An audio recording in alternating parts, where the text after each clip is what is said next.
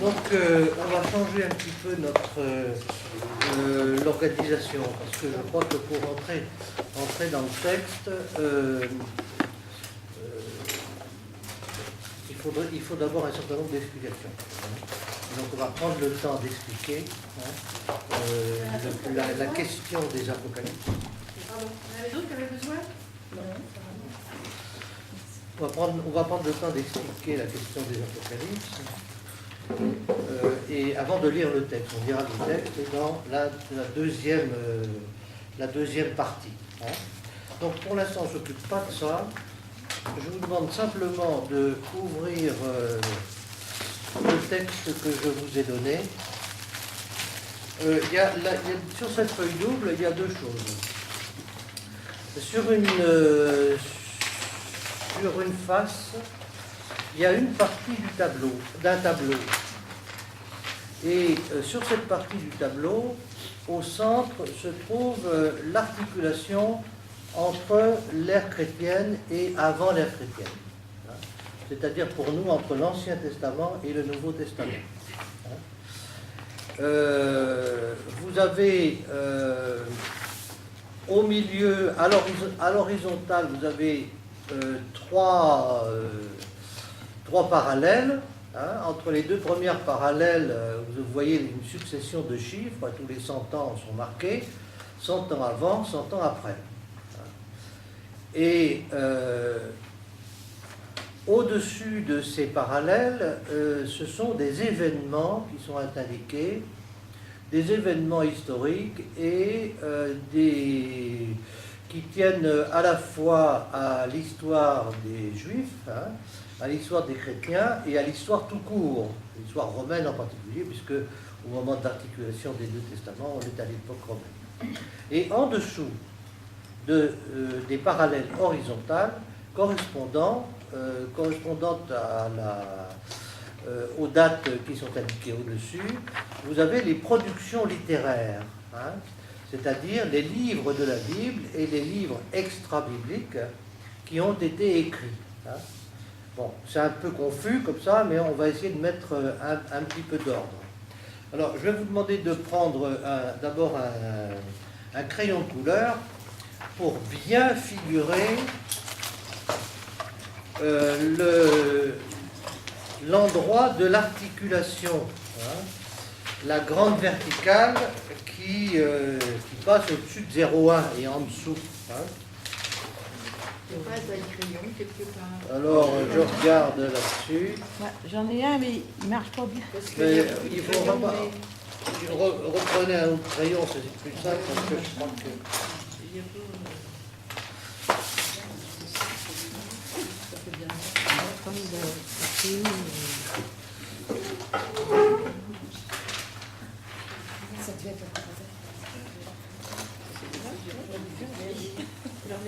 Alors, les trois horizontales dont je vous ai parlé, je les reproduis ici. Hein. Ça, c'est le centre. Hein.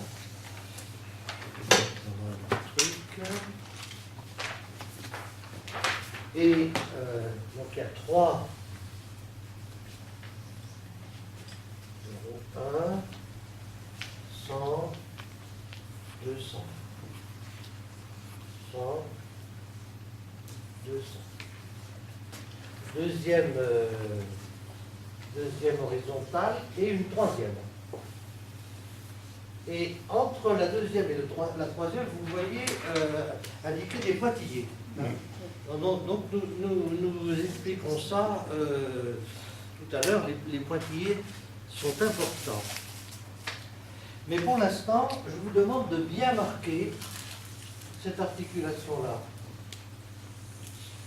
En couleur. Ça commence en haut.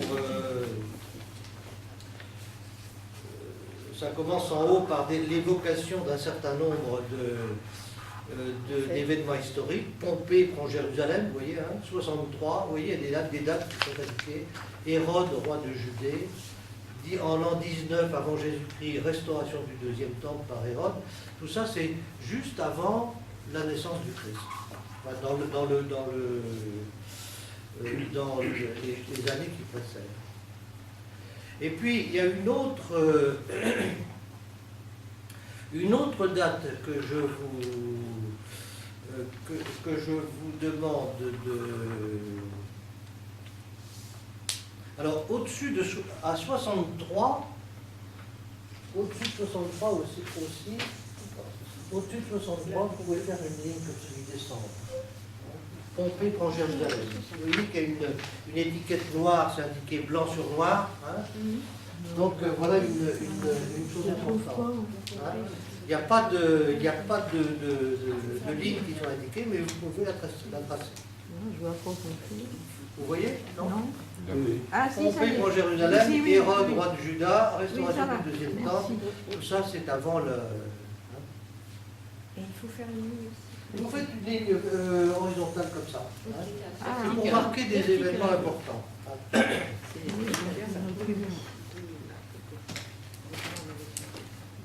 Et si on passe de l'autre côté, alors, vous allez trouver, cette fois-ci, de l'autre côté de la frontière, 70. 70. Titus prend Jérusalem, démantèle ses remparts et incendie le temple. En 66-68, les Zélotes s'emparent de Jérusalem. Et vous voyez qu'il y a d'autres événements dans la même constellation. Hein. C'est d'abord il y a toute la liste jusqu'en haut des empereurs romains qui se succèdent pendant le 1er siècle, hein, qui sont contemporains de la vie de Jésus et de la première communauté chrétienne. Puis il y a la mort de Jésus qui est indiquée en l'an 30. Hein. Et puis les signes avant-coureurs des événements importants de 70, c'est l'ensemble de la Palestine passe sous l'administration directe de Rome, parce qu'il y a trop de problèmes, et donc Rome prend la direction le contrôle direct, alors que jusqu'ici, vous savez, c'était les rois locaux, la dynastie d'Hérode, hein, qui servait d'intermédiaire entre l'Empire romain et le peuple juif. Donc en 70, Titus prend Jérusalem, et en dessous il y a une petite explication. Titus incendie le temple, Titus entreprend d'affamer Jérusalem en assiégeant la ville, protégée par d'épaisses murailles et bien pourvue en réserve d'eau. Il réussit à prendre la forteresse Antonia, puis incendie le temple, où une partie de la population s'est réfugiée. La ville est ravagée et les chefs de la révolte sont envoyés à Rome. Le dernier îlot de résistance à Massada tombe en 73. Donc 70, 73. Mais auparavant, la révolte a commencé en 66. Hein. Donc c'est une période de grande perturbation politique en Israël. Et puis l'autre chose que je vous demande de repérer, c'est cette fois-ci au début du second siècle, la prise de Jérusalem par Adrien en 135. Voilà. Donc vous devez avoir trois lignes, hein, qui descendent. Et donc je lis 132-135. Seconde révolte juive, Simon Bar Kosiba s'empare de Jérusalem. En 135, prise de Jérusalem par Adrien, les Juifs sont interdits de séjour en Judée. Une petite explication en dessous. Adrien et la révolte de Bar Kokhba, on dit Bar Kokhba ou Bar Kosiba, la volonté d'Adrien de rebâtir Jérusalem sous la forme d'une cité païenne, Aelia Cassiana, entraîne la seconde révolte anti-romaine dirigée par Bar Kokhba. La guerre fait des centaines de milliers de morts. La population juive fuit la Judée dévastée pour se réfugier en Galilée. Les Amoraïm, c'est-à-dire les rabbins, poursuivent l'élaboration du Talmud.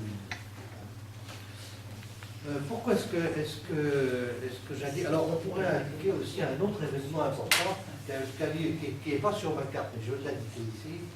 C'est en 79, l'éruption du Vésuve. Pourquoi? Parce que c'est un événement, une catastrophe naturelle qui a beaucoup marqué les esprits dans le... Et donc on va entendre parler de ces catastrophes aussi dans le texte tout à l'heure. Donc c'est l'éruption du Vésuve. Et les actes des apôtres, je parle aussi d'une... c'est pas indiqué sur mon tableau, mais avant, vers les années 40, entre 40 et 50, il y a eu aussi des famines importantes au Moyen-Orient dont nous parlent les actes des apôtres. C'est important, pourquoi? Parce que ne pas isoler la Bible. La Bible s'est écrite au milieu des peuples, l'Ancien Testament, mais aussi le Nouveau Testament. C'est pas une espèce de cocon ou comme ça qui s'est élaboré tout seul, non. On est en contact permanent avec ces événements, qui sont des événements politiques, économiques, mondiaux. Alors, pourquoi je donne cette... Maintenant, on va passer dans la deuxième partie, en dessous ici. Cette partie-là.